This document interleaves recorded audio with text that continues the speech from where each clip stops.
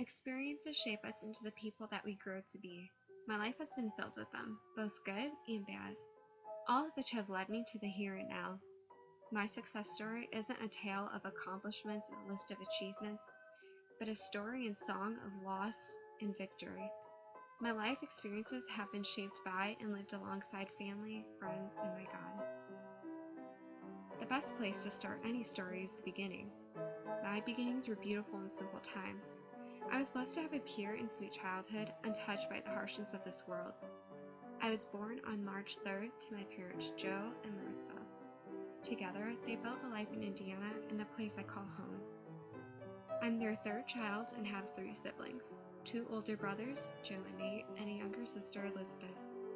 We grew up as friends, so I could probably write a book on all of our embarrassing moments and inside jokes. Not only did I have my siblings, but I also grew up with a ton of cousins who became my best friends. As a child, I was a hardworking student, and I continued a love for learning in the years to follow. I created things, wrote stories, read, and played music. After attending public school for many years, my parents enrolled me in a private school my 8th grade year. A month after the start of class, though, my father was involved in a motorcycle accident that almost took his life. When I first heard the news, I didn't understand the severity of his injuries. This is when I first learned the delicacy of a human body, soul, and spirit. My dad was broken in all 3 areas. As a result of my dad's accident, a dream grew within my heart. Although I had no idea what it looked like for me, I knew I had a higher calling to become a nurse one day, but I never really imagined it becoming my future career. Life went on, as it always does, and I continued my education at Hammond Baptist High School. As a junior and senior, I broke out of my new kid shell through friendships, summer camps, orchestra, getting in trouble, and just exploring life. I graduated with 3 academic awards, and I knew my family was extremely proud of me. As a new graduate, it seemed as if life handed me waves of heartache. 3 weeks after my 18th birthday, my grandmother passed away.